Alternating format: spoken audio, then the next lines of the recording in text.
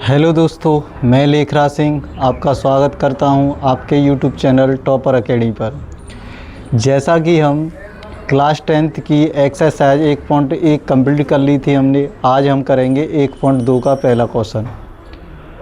याद रखना कि 1.2 प्रश्नावली के सारे क्वेश्चन इंपॉर्टेंट हैं, क्योंकि प्रीवियस पेपर में कई सालों से इस प्रश्नावली से क्वेश्चन बन रहे हैं और ख़ास तरह से जो पहला क्वेश्चन करा रहे हैं वो ज़्यादा इम्पोर्टेंट है।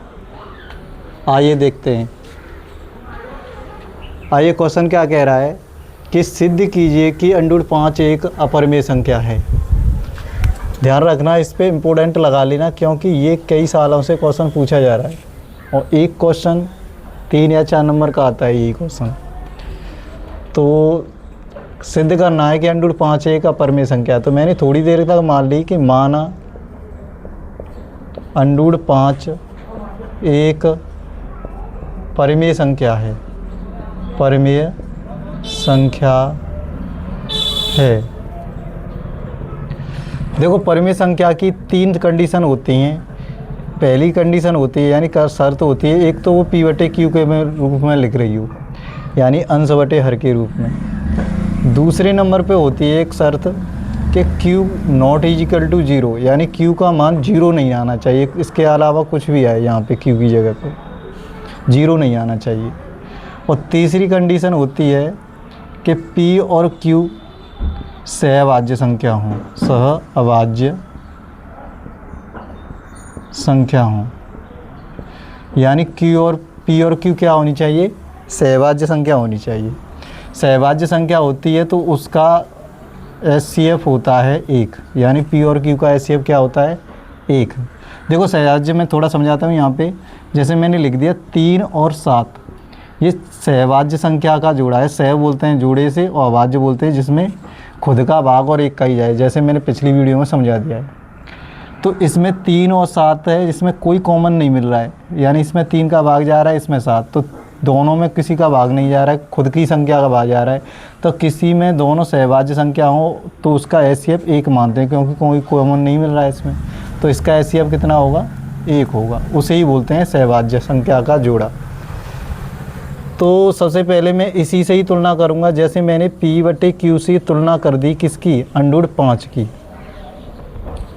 और इसके नीचे कुछ नहीं है तो मैंने 1 मान लिया √5 के नीचे। अब मैं यहाँ पे क्रॉस गुणा करूँगा क्रॉस का, तो 1 का गुणा P से करूँगा तो P, और Q का गुणा करूँगा √5 से तो 5 √5Q। और यहाँ करूँगा मैं दोनों ओर वर्ग करने पर, दोनों ओर वर्ग करने पर, यानी इंग्लिश में बोलें तो इसे बोलते हैं स्क्वायरिंग एंड बोथ साइड।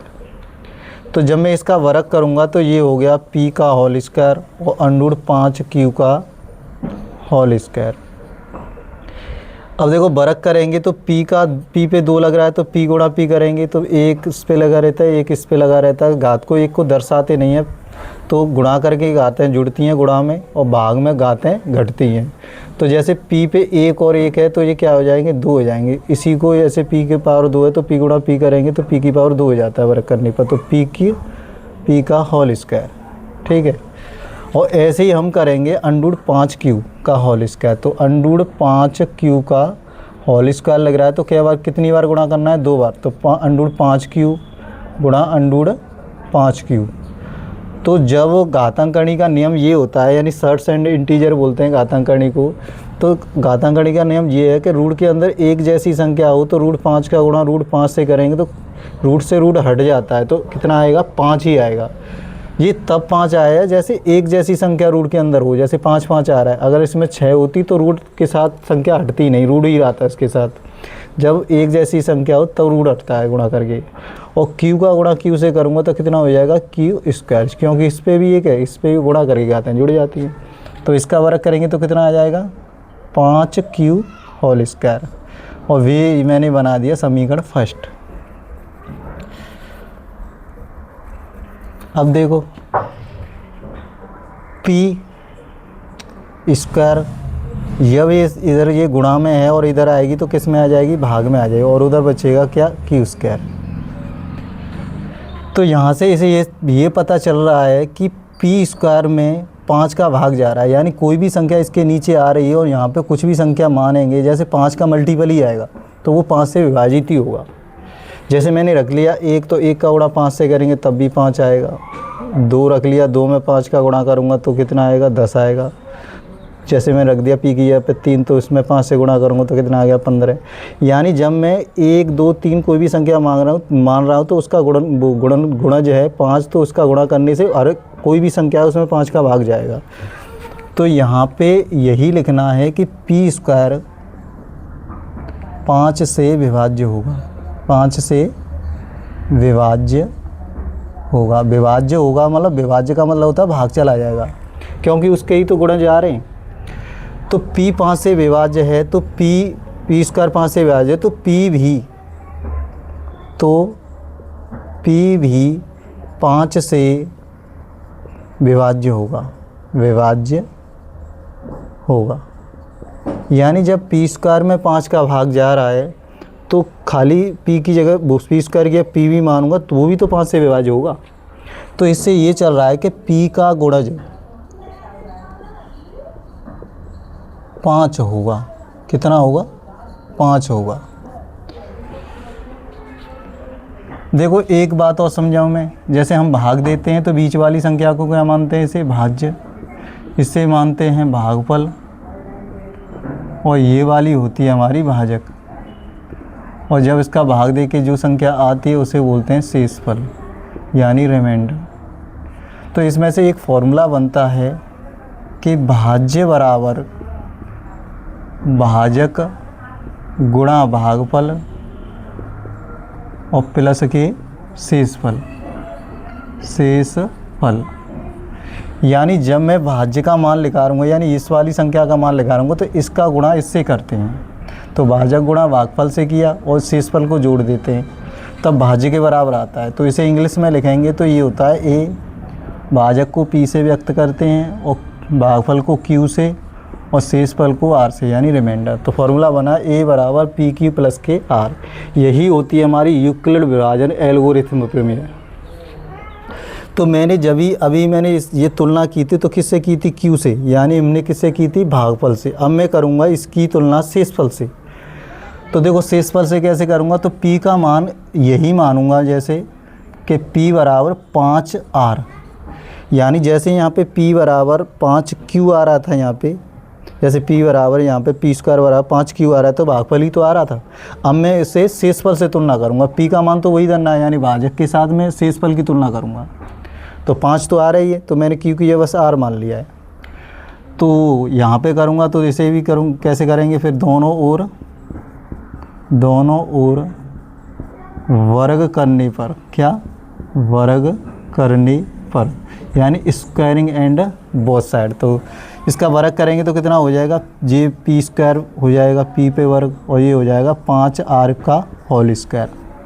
तो p का वर्ग कितना होता है p स्क्वायर और 5r का वर्ग कितना होता है तो 5 25 और r गुणा r कितना हो जाएगा r स्क्वायर। ये मैंने मान लिया समीकरण सेकंड। कौन सा समीकरण मान लिया, सेकंड। अब यहाँ लिखना है कि p स्क्वायर का मान समीकरण फर्स्ट से समीकरण सेकंड में रखने पर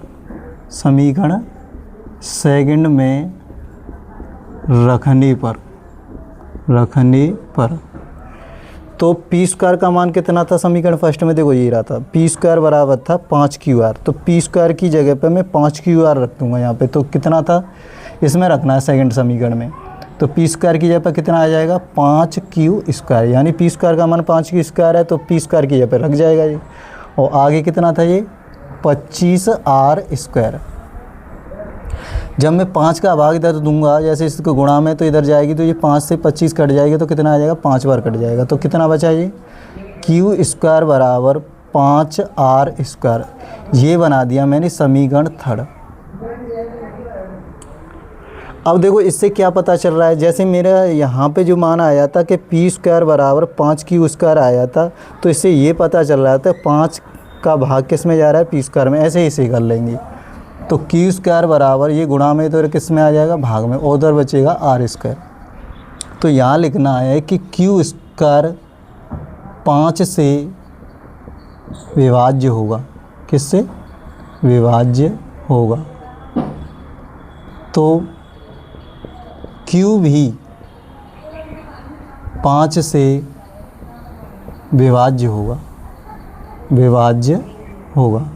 यानी कहने का मतलब ये है, जब क्यू स्क्वायर 5 से विभाज्य हो रहा है, क्योंकि उसका ही तो गुणज है, तो क्यू भी 5 से विभाज्य होगा। तो इससे क्या पता चला कि क्यू का गुणज 5 होगा। कितना होगा, 5 होगा।